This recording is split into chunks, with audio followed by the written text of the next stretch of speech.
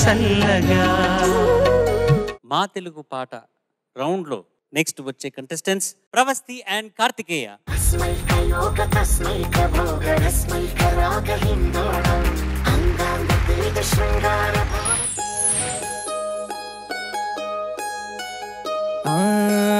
ಕೋಲೋನ ಪಲ್ಲೆ ಕೋಡಿ ಕೂತಲ್ಲೇ ಒಳ್ಳಿರಿಸುಕುಂದೆ ಕೋಡಲಾಗಲ್ಲೇ ಯಾಪ ಪುಲ್ಲಲ ಸೇದು ನಮಲಿಂದೆ ರಾಮ ರಾಮ ರಾಮ ರಾಮ తలకు పోసుకుందే నానేల తల్లే అలిగి పూసుకుందే ముక్కు సుక్కల్దే సత్తి మూటల్దే సగబెట్టుకుందే దాయి గర్కన పల్లె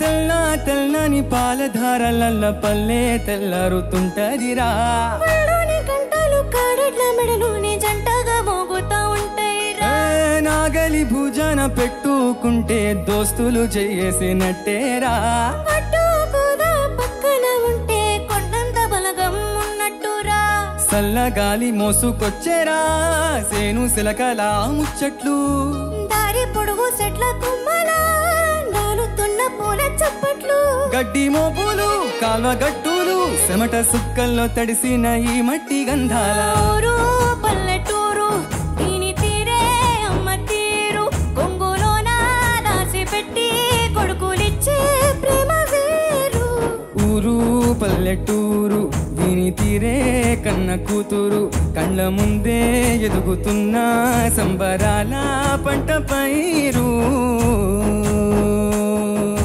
వంద గడపల మందన పల్లె గోడ కట్టని గూడున పల్లె చెరువుల తుల్లేటి జల్ల షాపోలే రామ రామ రామ రామ మావ అత్త బావ బాపు వరసల్లే ఊరంతా సుట్టాల ముల్లే నా పల్లె దారంలో ఒదిగిన పూల దండల్లే రంగుల సింగిడి పల్లె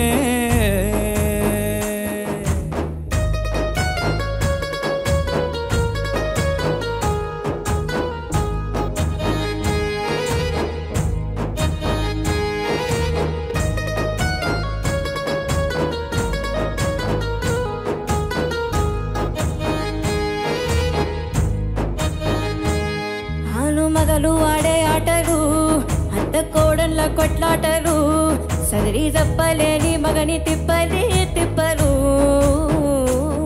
రచ్చబండ కాడ ఆటలు ఛాయబండి కాడ మాటలు వచ్చిపోయేటోళ్ళ మందలించుకునే సంగతే గమ్మతి కట్ట బుట్టల కూర తొక్కులు సుట్ట బట్టల వీడి కట్టలు చేతనైనా సాయం చేసే మనుషులు మావి పూత కాసినట్టే మనసులు అంటే రోజు గది సచ్చేదాకా ఉంటది అది ఊరు నా ఊరు దీని తీరే అమ్మ తీరు కొంగులోన దాసి పెట్టి కొడుకుకిచ్చి ప్రేమ వేరు ఊరు పల్లెటూరు దీని తీరే కన్న కూతురు కళ్ళ ముందే ఎదుగుతున్న సంబరాల పంట పైరు వంద గడపల మందన పల్లె గోడ కట్టని గూడున పల్లె చెరువుల తుల్లేటి జల్ల షాపోలే రామ రామ రామ రామ మావ అత్త బావ బాపు వరసల్లే ఊరంతా సుట్టాల ముల్లే నా పల్లె దారంలో ఒదిగిన పూల దండల్లే రంగుల సింగడి పల్లె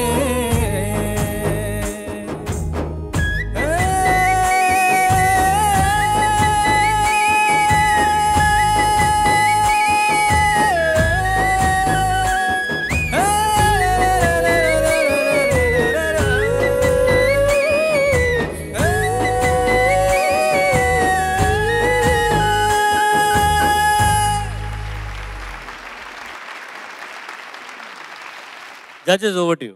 ప్రవస్తి, కార్తికేయ, నమస్తే సార్. ఈ గ్రామీణ వాతావరణం తాలూకు ఆ రంగుల్ని హంగుల్ని ఆ సోయగాల్ని ఆ ఉత్సాహాన్ని కళ్ళకు కట్టినట్టు చెప్పారు మీరు.